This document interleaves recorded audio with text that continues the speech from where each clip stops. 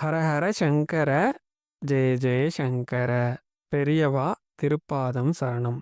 நம்ம எல்லாரோட கஷ்டத்தையும் போக்கக்கூடிய ஒரு ரொம்ப ரொம்ப எளிமையான பரிகாரம். இதை விட எளிமையான பரிகாரமே கிடையாது. அப்படி ஒரு பரிகாரத்தை ஒரு பக்தர் தன்னோட கஷ்டம் அவரு நம்ம சொல்ற மாதிரி மலையளவு கஷ்டத்தை சொன்னப்ப பெரியவா ரொம்ப எளிமையான இந்த பரிகாரத்தை உபதேசம் பண்ணி அவரோட வாழ்க்கையில ஒரே மாசத்துல பல ஆச்சரியங்கள்லாம் நடந்திருக்கு. அப்படி ஒரு ஆச்சரியமான பரிகாரத்தையும் பெரியவா சொன்ன அந்த விஷயத்தையும் தான் இந்த பதிவுல பார்க்க போறோம். வாங்க பதிவுக்குள்ள போலாம். நம்மள ஒவ்வொருத்தரும் ஒரு ஒரு காரணம் சொல்லுவோம். எனக்கு வந்து குழந்தைங்க சரியா படிக்க மாட்றாங்க, வீடு வாசல் இல்ல, கடன்ல இருக்கிறேன், பணப்பிரச்சனை இருக்குது, வருமானம் இல்ல, கல்யாணம் சரியா அமைய மாட்டுது. இந்த மாதிரி நம்ம எந்த பிரச்சனைகள் சொன்னாலும் இதுக்கு பின்னாடி மூலவேர் என்னன்னு போய் பார்த்தா பெரியவா சொன்னது தான் இது. பார்த்தோம் அப்படின்னா ஏதோ ஒரு கர்ம பலனால இருக்கலாம் அப்படின்னு சொல்லிட்டு. அந்த கர்ம பலனை போக்கக்கூடிய ஒரு எளிமையான பரிகாரம் எல்லாருக்கும் தெரிஞ்சது தான். இருந்தாலும் ஒரு சில பெரியவா சம்பவம், ஒரு கதை, அது மூலமா இதை நான் சொல்றேன். நிச்சயமா நம்பிக்கை உள்ள மனிதர்களுக்கு இது வந்து 100% நடக்கும். பெரியவாட்ட ஒரு பக்தர் ரொம்ப அழுக்கா இருக்கு ட்ரெஸ்ஸு. ரொம்ப முகம் வாட்டமா இருக்கு. அவரு வந்து உட்காந்துருக்க அந்த தோணியிலே தெரியுது.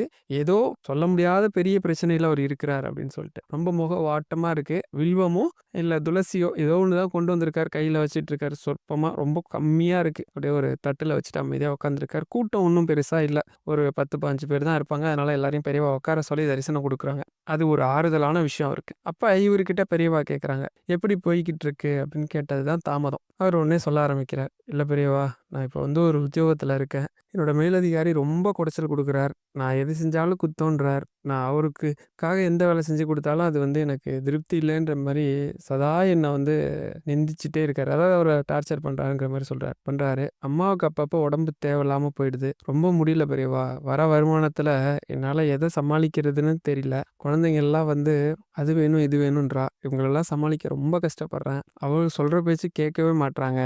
படிப்புல நாட்டம் இல்லாம போகுது. இந்த மாரி அவர் மனசுல இருக்கிற குறைகள், அதுல முக்கியமா அவருக்கு வந்து பண பிரச்சனை இருக்கு. 2வது அவங்க அம்மாவுக்கு அடிக்கடி உடம்பு முடியாம போயிடுது. உத்தியோகம் ரொம்ப இதா இருக்கு. இப்படி சொன்னதும் பெரியவா ரொம்ப அமைதியா இருந்துட்டு, அப்ப அவரே சொல்றார். என்ன சொல்றாரு அப்படின்னா, "நான் என்ன பாவம் பண்ணிட்டு வந்தேனோ தெரியல. இப்படிலாம் அனுபவிக்கிறேன் பெரியவா. எனக்கு என்ன பண்றதுன்னே தெரியல. சில சமயங்கள்ல இதெல்லாம் விட்டுட்டு ஓடிடலாமான்னு கூட தோணுது. ரொம்ப மனசு உடைஞ்சு போயிருக்கேன். பகவானே, பரமேஸ்வரா, உங்கள தான் பரிபூர்ணமா நம்பி வந்திருக்கேன். எனக்கு ஒரு எளிமையான உபாயத்த சொல்லுங்க" அப்படின்னு சொல்லிட்டு ரொம்ப ஏக்கத்தோட பெரியவா முகத்த பார்த்துட்டே உட்காந்துருப்பாரு. பெரியவா உடனே சொல்லுவாங்க, "ஒண்ணும் கவலைப்படாத. உங்க அப்பா, உங்க தாத்தாலாம் எத்தனையோ புண்ணியங்கள் பண்ணி வச்சுட்டு போயிருக்காரு. அதனால அந்த புண்ணியம்லாம் உன்ன வந்து காப்பாத்தும். கவலைப்படாத. நம்ம ஒவ்வொருத்தர் ஒரு ஒரு விஷயம் செஞ்சிருப்போம். அதோட ஒரு தாக்கம் இருக்கும்." அதாவது அவருக்கு வந்து பட்டும் படாம சொல்றாங்க. "உனக்கு வந்து பிரச்சனைலாம் இருக்கு. நீ கர்மாலாம் பண்ணியிருப்பன்னு" சொல்லி ஒரு மனச கஷ்டப்படுத்தாம, நம்ம ஏதோ பண்ணியிருப்போம். அதோட தாக்கம் நமக்கு இருக்கு. அதனால நீ கவலைப்பட வேண்டாம். நீ என்ன பண்ணு, இத செஞ்சுட்டு வா அப்படின்னு சொல்லிட்டு அவருக்கு ஒரு விஷயத்த சொல்றாங்க. அவருக்கு ரொம்ப சந்தோஷம். ரொம்ப, ரொம்ப சந்தோஷம். ஏன்னா, பெருசா பரிகாரம் சொல்லாம ரொம்ப எளிமையான பரிகாரம் ஒரு பிரச்சனைக்கு. கரெக்ட்டா ஒரு 1 மாசம் தாண்டி இருக்கும். அதே மாரி காஞ்சிபுரம் மடத்துல இன்னைக்கு வந்து கொஞ்சம் கூட்டம் அதிகம். இப்ப இவரு வரிசையில நிக்கிறார். நெறைய அழகா சந்தோஷமா வந்திருக்காரு. மூங்கில் தட்டுல பெரியவாவுக்கு தேவையான சில விஷயங்கள்லாம், பெரியவா விரும்புற சில விஷயங்கள்லாம் வாங்கிட்டு வந்திருக்காரு. வாங்கிட்டு வந்தது இப்ப ஒரு முறை வந்ததும் கரெக்ட்டா வந்து மூங்கில் தட்ட கீழ வச்சுட்டு, பெரியவா கேட்கவே இல்ல. அவரா எல்லாத்தையும் சொல்றார். "ரொம்ப சந்தோஷமா இருக்கேன் பெரியவா. என்னோட அந்த மேலதிகாரி மாத்தலாகி போயிட்டார். புதுசா வந்த மேலதிகாரி ரொம்ப கரிசனம் என் மேல. என்னோட வேலை அவருக்கு ரொம்ப புடிச்சு போச்சு. அதனால என்னோட ஹெட் குவார்ட்டர்ஸ், அதாவது தலைமை அலுவலகம் இருக்கு இல்லையா? அதுக்கு என்ன சிபாரிசு பண்ணியிருக்கா. இப்ப நான் ரூ. 75 சம்பளம் வாங்கிட்டு இருக்கேன் பெரியவா. இந்த மாசத்துலேருந்து என் சம்பளம் ரூ. 120 ஆகப்போகுது. ரொம்ப சந்தோஷமா இருக்கேன்." இது நான் சொல்றது வந்து 60கள். அதனால ரூ. 120 ஒரு சம்பளமா நெனச்சிராதீங்க. அதெல்லாம் பெரிய பணம் அப்ப. "ரொம்ப சந்தோஷம் பெரியவா. இப்ப அம்மாவுக்கும் உடம்பு முடியாம போறதில்ல. நீங்க சொன்ன மாரி அம்மாவும் ரொம்ப நல்லா இருக்கா பெரியவா. பசங்கள்லாம் சமத்தாயிட்டா. ரொம்ப சந்தோஷம்" அப்படின்னதும் பெரியவா ஒரே ஒரு வார்த்தை தான் கேட்பாங்க. "நீ அந்த காரியத்த விடாம செஞ்சுட்டு தானே இருக்க?" அப்படின்னதும், "ஆமா பெரியவா. நான் மட்டும் செய்றதில்ல. யாராச்சும் கஷ்டம்னு என்ட்ட சொன்னா, இது பெரியவா சொல்லியிருக்கா. நீங்களும் செய்யுங்கன்னு சொல்லி எல்லாருக்கும் சொல்றேன் பெரியவா. ரொம்ப உத்தமமான வேலை பார்த்த. ரொம்ப ரொம்ப நல்லது. சந்தோஷம். நல்லா இருப்ப" அப்படின்னு ஆசீர்வாதம் பண்ணுவாங்க. ரொம்ப சந்தோஷமா பெரியவாட்ட ஆசீர்வாதம் வாங்கிட்டு அவரு வெளில வந்துருவார். இது என்ன சொன்னாங்க அப்படிங்கிறத சொல்றேன். அதுக்கு முன்னாடி ஒரு சகோதரி வந்து கமெண்ட்ல போட்டிருந்தாங்க. இந்த மாரி கர்ணனோட ஒரு கதைய பத்தி போட்டிருந்தாங்க. ஆக்சுவலா பார்த்தா, இன்னைக்கு வந்து ஆடி மாசத்துல வர ஏகாதசி. ரொம்ப சிறப்பான ஏகாதசி. நம்ம எல்லாரும் வந்து ஏகாதசி விரதம் இருந்தா ரொம்ப நல்லது. ஏன் அப்டின்னா, பொதுவா ஏகாதசி விரதத்துக்கு பெருமாளோட அருளை பெற்றுக் குடுக்கக்கூடிய ஒரு மாபெரும் சக்தி இருக்கு அப்டின்னு நம்ம ஆன்மீகம் சொல்லுது. அது 100% உண்ம. அத நான் மறுக்கலாம் மாட்டேன். எப்பவுமே வந்து எல்லா விரதத்துக்கும் சக்தி இருக்கு. அதுல ஏகாதசி விரதம் ரொம்ப சிறப்பானது. இதுல அறிவியல் ரீதியா பார்த்தோம் அப்டின்னா, இந்த பட்னி கிடக்கிறதால ஒரு நாள் 24 மணி நேரம் சாப்பிடாம இருக்கிறதால, இந்த உடம்புல தேவையில்லாம சேர்ந்திருக்கக்கூடிய கட்டிகள், கேன்சர், அதுக்கப்புறம் பார்த்தீங்கன்னா கொழுப்பு கட்டி, இதெல்லாம் வந்து வயித்துல வந்து எந்த உணவும் இல்லாத நேரம் மூளை வந்து அந்த செரிமானத்துக்கு செலவிட வேண்டிய நேரத்த மிச்சப்படுத்தி நம்ம குடுக்கறதால, அது என்ன பண்ணிக்குது அப்டின்னா, இந்த மாரி தேவையில்லாம உடம்புல தொந்தரவு பண்ணக்கூடிய நம்ம சாப்பிடுற சாப்பாடு அத்தனையுமே மோஷன்ல போயிட போறதில்ல. ஒரு சில பகுதி போய் தங்கிக்கிட்டே இருக்கும். அதெல்லாம் சுத்தம் பண்றதுக்காகவும், இந்த கொழுப்பு கட்டி, கேன்சர் கட்டி, இந்த மாரி உடம்புல தேவையில்லாம தங்கியிருக்கிற நமக்கு உபாதைகள குடுக்கக்கூடிய விஷயங்கள் மேல கவனத்த செலுத்தி, அதெல்லாம் நீக்கிறதா அறிவியல் ஒத்துக்கிட்டு இருக்கு. இன்னொன்னு, இந்த அறிவியல் இப்ப தான் ஒரு விஷயத்த ஒத்துட்டு இருக்கு. ஏகாதசி அன்னைக்கு வந்து பூமிக்கு பக்கத்துல சில கிரகங்கள் இல்ல, தூரமா இருக்கு அப்படிங்கிறது. அதாவது சந்திரன் தூரமா இருக்கு. சூரியன்ட்டேருந்தே பூமி கொஞ்சம் தள்ளி இருக்கிற மாரி சொல்லுவாங்க. இன்னும் சில கிரகங்கள், அதாவது இந்த உடலுக்கு தேவையான ஆற்றலையும், சில சக்திகளையும் வழங்கக்கூடிய கிரகங்கள் தள்ளி இருக்குது. அதனால செரிமானம் நார்மலா ஒரு சாப்பாடு 2 மணி நேரத்தில செரிக்கும்னா, ஏகாதசி அன்னைக்கு 6, 7 மணி நேரம் ஆகும். இத நீங்க புரிஞ்சுக்கிறதுக்காக ஒரு விஷயம் சொல்றேன். நம்ம எல்லாருமே கேஸ்ல தான் சமைக்கிறோம். ஒரு பானைய வச்சு தண்ணிய ஊத்தி அரிசிய போட்டிருப்போம். அது வந்து நல்லா வெந்ததுக்கப்புறம் எடுத்துருவோம். இதே அந்த பானைய ஒரு 1/2 அடி தூரம் மேல வச்சுக்கிட்டு கீழ நம்ம வந்து கேஸ எரிய விட்டோம்னா, அந்த பானை சாதம் வேகறதுக்கு எவ்வளோ நேரம் ஆகுமோ, அது மாரி தான் இந்த கிரகங்கள் தள்ளி இருக்கிறது. நீங்க சின்னதா கற்பனை பண்ணி பாருங்க. அதனால இந்த உடம்புக்கு தேவையான ஆற்றல் கிடைக்காம செரிமானம் ஏற்படுறதில்ல அப்படிங்கிறது இப்ப தான் அறிவியல் ஒத்துக்கிட்டு இருக்கு. அதுவும் 2007லயோ 8லயோ தான் அத வந்து ஒத்துட்டு இருக்காங்க. ஒரு ஒரு நாளுக்கும், அதாவது அந்த திதிய சொல்றேன் நானு. திதிக்கும் இந்த உணவு முறைக்கும் சித்தர்கள் கண்டுபிடிச்சதுல ஓரளவுக்கு ஒத்துமை இருக்கு அப்படின்ட்டு. இவங்க இன்னும் 10,000 வருஷம் ஆராய்ச்சி பண்ணி தான் நம்ம வந்து சொல்லியிருக்க எளிமையான விஷயத்தையே கண்டுபிடிப்பாங்கன்றத நெறைய பேர் நம்ப போறதில்ல. ஏன்னா அறிவியல் எல்லாத்தையும் கண்டுபிடிச்சிச்சுன்னு நம்ம எல்லாரும் நெனைச்சிட்டு இருக்கிறோம். நம்ம சித்தர்கள் அதுக்கு முன்னாடியே பல விஷயத்த சொல்லிட்டு போயிட்டாங்க. இந்த சகோதரி சொன்ன விஷயம் என்ன அப்படின்னா, கர்ணன் வந்து சொர்க்கத்துல இருப்பார். சொர்க்கத்துல இருக்கும்போது இந்த கதைய நானே 2 அமாவாசை வீடியோல குடுத்துருக்கேன். இருந்தாலும் தெரிஞ்சுக்கோங்க, நல்லது தான். பொதுவா வந்து ஏன் இந்த பக்தி கதைகள், ஆன்மீக கதைகள், தர்மம் சம்மந்தப்பட்ட கதைகள்லாம் நம்ம கேட்கணும் அப்படின்னா, நெறைய விஷயங்கள் சொல்லுவாங்க. அதுல ஒரு குறிப்பிட்ட விஷயம் சொல்றேன். நம்மளோட இந்த குண்டலினி சக்தி இருக்கு இல்லையா? இது வந்து சில சமயங்கள்ல வெளிப்படும் நம்மள அறியாமன்னு சொல்லுவாங்க. எப்படின்னா, நம்ம சின்ன குழந்தையா இருக்கும்போது அது இயல்புலயே அது கீழ இருந்து மேல் நோக்கி எழுந்து வரும். அதனால தான் குழந்தைங்க எப்பவுமே 4 மணிக்கு அப்புறம் விடிய காத்தால பார்த்துருக்கீங்களா? 4 மணிக்கு அப்புறம் குழந்தைங்க வந்து தூங்காது. அதாவது அந்த பிரம்ம முகூர்த்த நேரம்னு சொல்றோம்ல. இந்த 3:30 மணிலேருந்து 5:30 மணி, அதாவது சூரிய உதயம் வரைக்கும் வச்சிருப்பாங்க சிலரு. சிலர் வந்து 4 டூ 6ன்னுவாங்க. இப்ப வந்து 3:30லேருந்து 6 மணி வரைக்குமே வச்சுக்கங்களேன். அந்த சமயம் குழந்தைகள் அதிகமா 100% குழந்தைகள் நான் தூங்கி பார்த்ததே கிடையாது. அதேபோல 2வது, நமக்கே வந்து தூக்கத்துல நீங்க நெறைய பேர் வயசானவங்களா இருந்தா கூட இந்த உணர்வு வந்திருக்கும். நம்மள அறியாம அந்த ஒரு 3:30 மணியிலிருந்து 5:30 மணி, 6 மணிக்குள்ள ஏதோ ஒரு காரணத்துக்காக முழிப்பு வரும். இல்ல பாத்ரூம் போறதுக்கோ, இல்ல பக்கத்துல இருக்கவங்க என்ன காரணத்துக்காகவோ முழிப்பு வரும். ஆனா நம்ம அந்த முழிச்சிருக்கிற சமயம் நமக்கு தூக்கம் கலைஞ்ச மாரி இருக்கும், கலையாத மாரி இருக்கும். ஆனா வந்து நம்மளோட ஏதோ ஒரு விழிப்பு நிலையில இருக்க மாரி இருக்கும். 3வது வந்து என்ன அப்டின்னா, நம்ம மனசு எப்ப சந்தோஷமா இருக்கோ, இல்ல எந்த ஒரு விஷயத்த கூர்ந்து கவனிக்குதோ, இல்ல விரும்புதோ, அந்த சமயம் இந்த சக்தி தன்னாலேயே மேலெழும் அப்படின்னு சொல்லுவாங்க. இதனால தான் நம்ம வந்து கதைகள் சொல்றோம். ஏன்னா, சின்ன குழந்தையிலிருந்து நம்ம வந்து கதைகள கேட்டு, கேட்டு பிரியப்பட்டுருக்கிறதால, நம்ம கதைய கேட்கும்போது, நம்மளோட சூழ்நிலை எல்லாத்தையும் மறந்துட்டு, அந்த கதைக்குள்ள நம்மளோட அந்த மனமும், இந்த ஆன்மாவும், இந்த உடலும் அப்படியே ஒன்றி போறதால, அந்த ஒரே சிந்தனை இருக்கும். அதனால அந்த சமயம் வந்து நமக்கு வந்து இந்த சக்தி மேலெழும்பும்னு சொல்றோம். அந்த சமயம் நம்ம வந்து கடவுள பத்தி நினைக்கிறதோ, இல்ல அந்த கடவுளோட மந்திரத்த பத்தி வியப்பா நினைக்கிற போது, இந்த உடல் என்ன விஷயத்துக்காக இயங்குதோ, இல்ல இந்த ஆன்மா என்ன விஷயத்துக்காக இயங்குதோ, அதோட இந்த பிரபஞ்சத்தோட இந்த சக்தி இணைஞ்சு நமக்கு என்ன கிடைக்கணுமோ அது கிடைக்குது அப்படின்னு சொல்லுவாங்க. அதனால தான் நம்ம வந்து இந்த கதைகள் சொல்லும்போது நம்மளோட அந்த மனம் அது குறிப்பிட்டு இன்னைக்கு ஏகாதசி அந்த மாரி நாள் இருக்கிறதால பகவானோட அந்த நாமத்தையோ இல்ல அந்த கதைய கேட்கும்போது பெரும் புண்ணியம். பொதுவாவே பாகவதம்னு ஒண்ணு இருக்கு. பெருமாளோட பெருமைகள கேட்கக்கூடிய அது வந்து ஒரு 7 நாள் கேட்கணும். அதான் ஒண்ணும் பாகவதம்னா ஒண்ணும் பெருசா கிடையாது. அவர் அவதாரம் பண்ண அவதாரங்கள், அவரோட பெருமைகள், அவர் பண்ண பக்தர்களுக்காக பண்ண விஷயங்கள், அவரோட மந்திரங்கள் இதெல்லாம் பத்தி தெரிஞ்சுக்கிறதுக்கு பேரு தான் பாகவதம். அதாவது பெருமாளோட அத்தனை விஷயங்களையும் தெரிஞ்சுக்கிறது. இது 7 நாள் கேட்கணும். இத கேட்டா எப்படிப்பட்ட பாவத்த பண்ணியிருந்தாலும் அது போயி நமக்கு வந்து வைகுண்டம் கிடைக்கும். இது வந்து 100% உண்ம. நெறைய தடவ நானே இந்த கதையெல்லாம் சொல்லியிருக்கேன். அதுக்காக தான் நான் வந்து அடிக்கடி உங்களுக்கு வந்து ஆன்மீக கதைகள சொல்லி, சொல்லி மந்திரம் சொல்றேன். ஏன்னா நெறைய பேருக்கு வந்து தோணலாம். ஒரு நிமிஷம் இல்ல ஒரு 30 செகண்ட்ல சொல்ல வேண்டிய விஷயத்த இது வந்து கமெண்ட்லயே நெறைய பேர் என்ன திட்டிலாம் போட்டிருந்தாங்க. சொல்ல வேண்டிய விஷயத்த இவரு ஏன் இவ்ளோ இழுத்துக்கிட்டு இருக்காரு அப்படின்னு. இதுக்கு காரணம் இதுதான். எனக்கும் நேரம் வேஸ்ட்டா போகுது. உங்களுக்கும் நேரம் வேஸ்ட்டா போகுது. அப்படி ஒரு விஷயத்த நான் ஏன் செய்யணும்? இதனால நெறைய பேருக்கு மன நிம்மதி கிடைக்குதுன்னு நீங்க ரிப்ளை பண்ணது மூலமா நான் புரிஞ்சுக்கிட்டேன். ஒரு சிலருக்கு வந்து கஷ்டமா இருக்கு. அதுக்கு நான் ஒண்ணும் பண்ண முடியாது.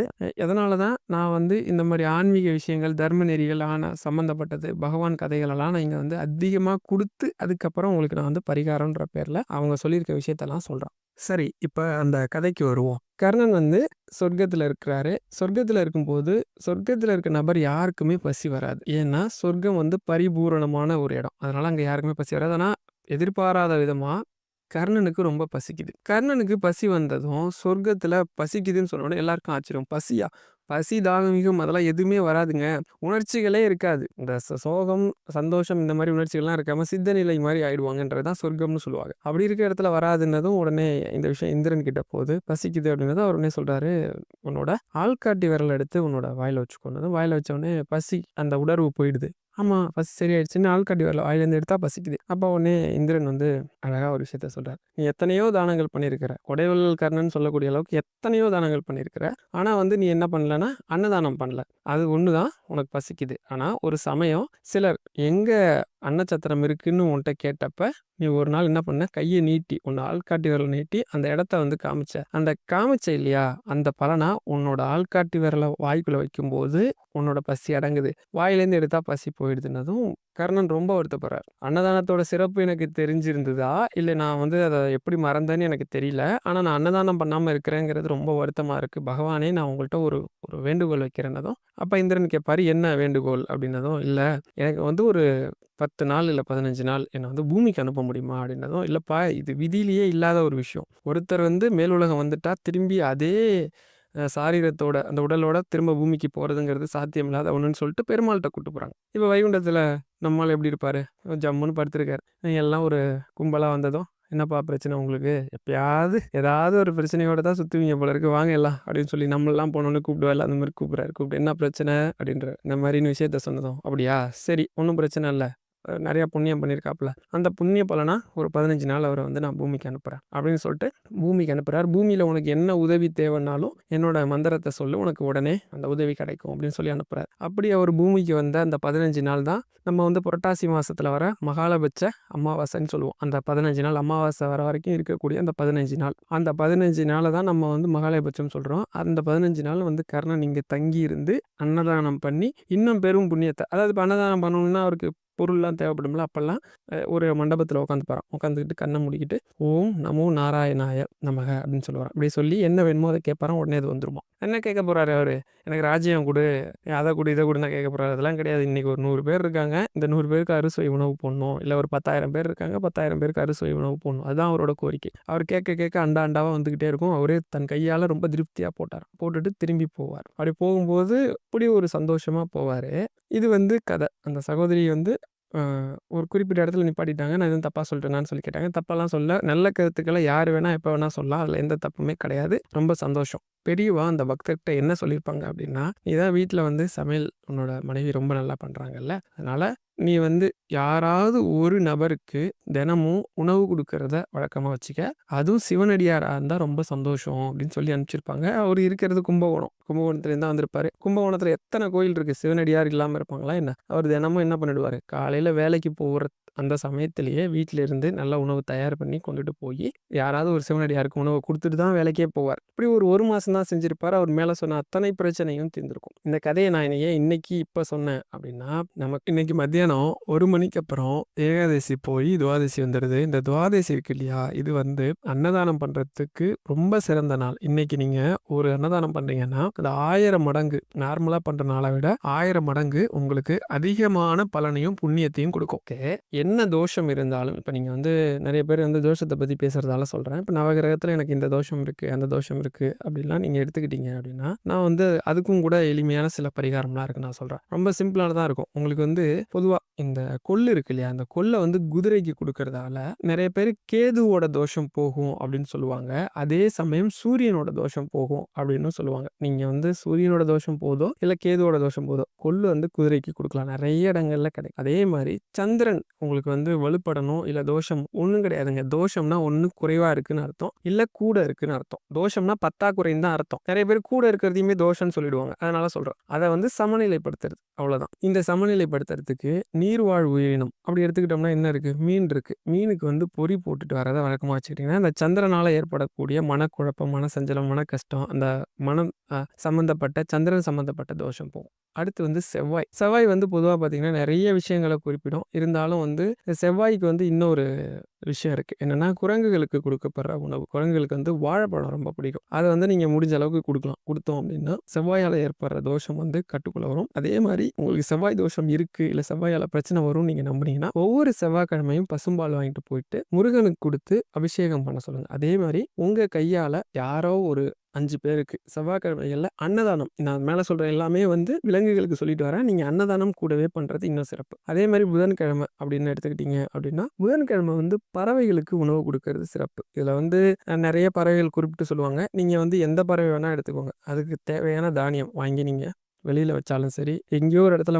மரத்துல கட்டி தொங்க விட்டா கூட அது எடுத்துக்கும். அப்படி எடுத்துக்கிச்சுனாலே உங்களுக்கு புதன் சம்மந்தப்பட்ட பிரச்சனை சரியாயிடும். குரு சம்மந்தப்பட்ட பிரச்சனை பொதுவா வந்து அதுக்கு வந்து என்ன பண்ணணும் அப்படின்னா, கோவில்ல இருக்கக்கூடிய யானை இருக்கு பார்த்தீங்களா? இந்த யானைக்கு குடுக்குற உணவு, அதே மாரி ரொம்ப முடியாம இருக்கிறாங்கல்ல, முடியாம இருக்கிறாங்கன்னா, இந்த ஹாஸ்பிட்டல்லாம் முடியாம இருப்பாங்க. அவங்களுக்கெல்லாம் நம்ம செய்ற மருத்துவ செலவு, அதே மாரி அவங்களுக்கு ஏற்படுற அந்த கஷ்டத்துக்கு நம்மளால முடிஞ்ச பண உதவிலாம் குடுத்தோம் அப்படின்னா, அது ரொம்ப பெரிய புண்ணியங்க.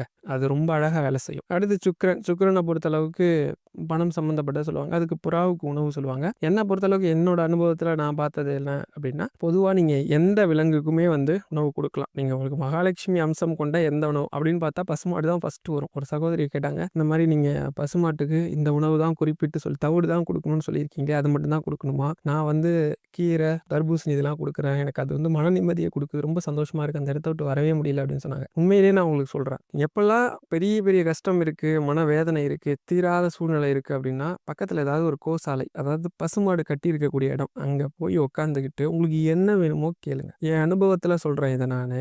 1000 மடங்கு இது வேலை செய்யும். இது வந்து ஏன்னா, பெரியவா வந்து எத்தனையோ அற்புதமான திருக்கோயில் இருக்கு, நல்ல இடங்கள் இருக்கு, ரொம்ப சூட்சமமான, சுபிக்ஷமான இடம்லாம் இருக்கு. அதெல்லாம் விரும்பாம அவங்க அடிக்கடி நெறைய ஊர்களுக்கு போனாலும், எங்க இருந்தாலும் ஏதாவது ஒரு பசுமாட்டு கொட்டகை, பசு கட்டி இருக்கக்கூடிய இடம் இருக்கு இல்லையா? அங்க தான் போயிருப்பாங்க. எனக்கு அங்க ஒரு இடம் இருந்தா போதும். அங்க பயங்கரமா கொசு கடிக்கும். ஆனா கூட அங்க தான் இருக்கணும்னு நினைப்பாங்க. ஏன்னா, ரொம்ப புண்ணியமான இடம் அது. பசுமாட்டோட காலடி படுற இடம். அங்க வந்து மந்திர ஜெபம். பெரியவா வந்து நெறைய பேருக்கு தெரியுமான்னு தெரியல. காலையில எழுந்ததுமே காயத்ரி மந்திரம் ஜெபம் பண்ணுவாங்க. அந்த ஜெபம் பண்ணும்போது அங்க இருந்து பண்றது ரொம்ப புண்ணியம். பல மடங்கு பலன தரும் அப்படின்னு சொல்லுவாங்க. நெறைய பேருக்கு அத சொல்லியும் இருக்கிறாங்க. அப்படி ரொம்ப புனிதமான இடம். அதுக்கு நீங்க குடுக்குற உணவு இருக்கு இல்லையா? அது சுக்கிரன் பணம் சம்மந்தப்பட்ட விஷயத்தெல்லாம் உடைச்சிரும். சனின்னு எடுத்துக்கிட்டீங்க அப்படின்னா, நீங்க காகத்த சொல்றாங்க. நெறைய பேர் காகத்துக்கு தான் உணவு குடுக்கணும் அப்படின்னு கிடையாது. வறுமையில இருக்கக்கூடிய யாருக்கு இது வந்து விலங்கா இருக்கலாம், மனுஷனா இருக்கலாம், யாரா வேணா இருக்கலாம். முடியாம இருக்கக்கூடியவங்களுக்கு நம்ம குடுக்குறது ரொம்ப புண்ணியம். காகத்துக்கு சாதம் தினமும் வச்சுட்டு வந்தாலும் அதே புண்ணியம் கிடைக்கும். பித்ருக்களோட ஆசையும் கிடைக்கும். கடைசியா விட்டு போன 2 கிரகம் பார்த்தீங்கன்னா, ராகு, கேது.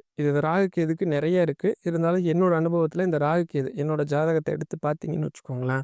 நான் வேணா என் ஜாதகத்த நான் டிஸ்ப்ளே பண்ணலாமான்னு தெரியல. பண்ணா சில பிரச்சனை வரும்னு நெனைக்கிறேன். அதுல வந்து ராகு, கேது தோஷம் இருக்கு. என் மனைவியோட ஜாதகம் சுத்த ஜாதகம். இது 2யும் எடுத்துட்டு போய் ஒரு ஜோதிடர்ட்ட குடுத்தீங்கன்னா, இது 2யுமே சேர்க்க வேணாங்கன்றுவாங்க. ஏன்னா அப்படிதான் இருக்கும். எனக்கு தெரியுன்றதுனால நான் சொல்றேன். அதனால என்ன ஆச்சு அப்படின்னா, எங்களுக்கு கல்யாணம் ஆகி 2 வருஷம் வரைக்குமே குழந்தை இல்ல. அவங்களுக்கு ஹெல்த் வைஸ் எந்த ப்ராப்ளமும் கிடையாது. எனக்கும் உடல் ரீதியா எந்த பிரச்சனையும் கிடையாது. மன ரீதியாவும் பிரச்சனை கிடையாது. ஆனா வந்து குழந்தை மட்டும் இல்ல. அப்ப வந்து எங்க வீட்டு வாசல்ல மழை பெஞ்சுட்டு இருக்கப்ப 2 நாய்க்குட்டி ஓடி வந்து உள்ள வந்து தங்கிடுச்சு. சரி அந்த நாய்க்குட்டி எங்கேருந்து வந்தது அப்படின்னு பார்த்தா, அடுத்தடுத்து நாய்க்குட்டி இருக்கு அப்படின்னு தேடி போனா, ஒரு நாய் குட்டி போட்டு ஒரு 4, 5 நாள்லயே இறந்து போச்சு. அடிபட்டு இறந்துச்சுன்னு நினைக்கிறேன் வண்டியில. அப்ப சொன்னாங்க, ஒரு இஸ்திரி போடுவாங்க இல்லையா? அவங்க கடை கீழ தான் அது இருந்திருக்கு.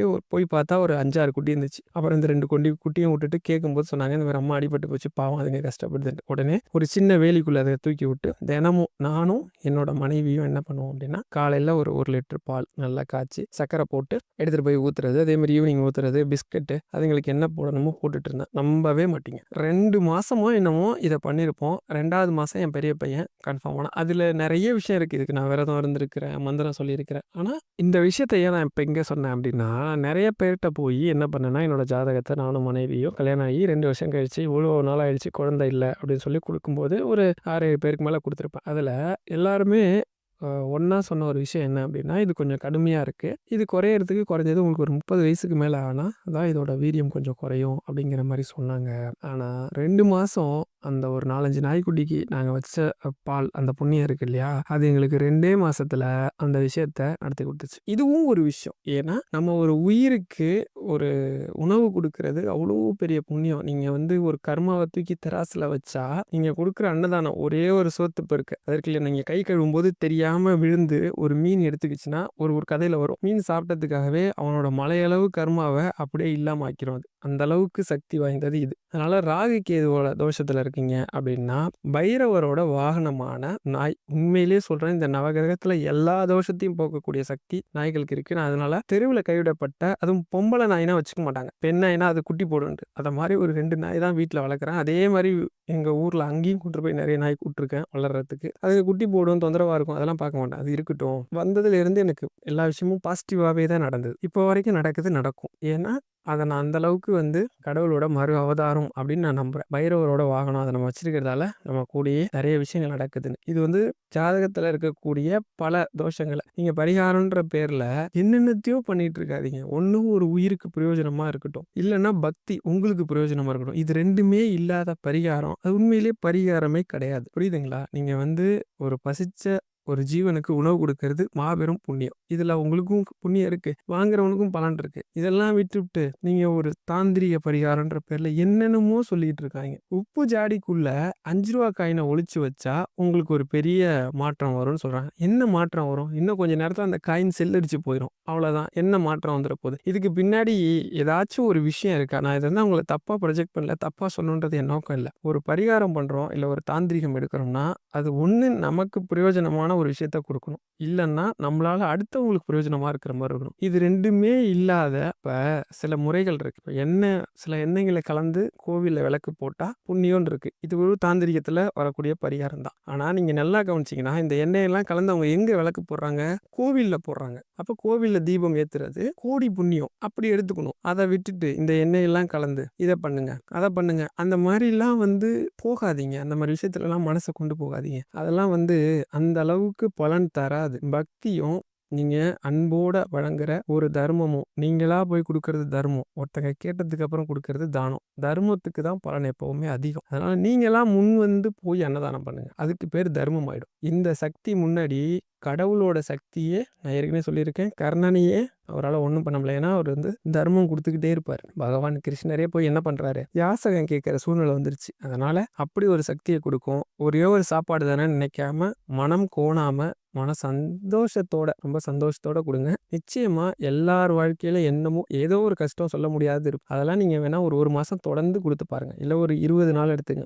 ஒரு சைக்கிள் இருக்குங்க. இந்த உடம்பும் சரி, இந்த கர்மாவும் சரி, இந்த ஆன்மாவும் சரி. ஒரு ஒரு ஒரு குறிப்பிட்ட காலம் வரைக்கும் செஞ்சா தான் மாத்திக்க முடியும். அதனால தான் நம்ம 48 நாள் விரதம் இருக்கிறோம். அதனால தான் நம்ம 48 நாள் மாலை போடுறோம். ஏன்னா, அந்த 48 நாளுக்கு நம்ம உடம்பும், மனசும் ஒத்துக்குச்சு அப்படின்னா, அது அப்படியே பின்பற்றி போயிடும் அப்படிங்கிறதுக்காக. அதனால ஒரு நாள் பண்ணி பார்த்துட்டு, கொஞ்சோண்டு குடுத்துட்டு, நடக்கலைன்னு ஃபீல் பண்ணாதீங்க. அத கன்டினியூவா பண்ற மாரி பாருங்க. அந்த நேரம் மிருகமோ, இல்ல பறவையோ, இல்ல அந்த மனிதனோ எடுக்கும்போது வர சந்தோஷத்த பாருங்க. அந்த சந்தோஷம் உங்களுக்கு அளவிட முடியாததா இருக்கு. ஹர சங்கர ஜெய ஜெய சங்கர.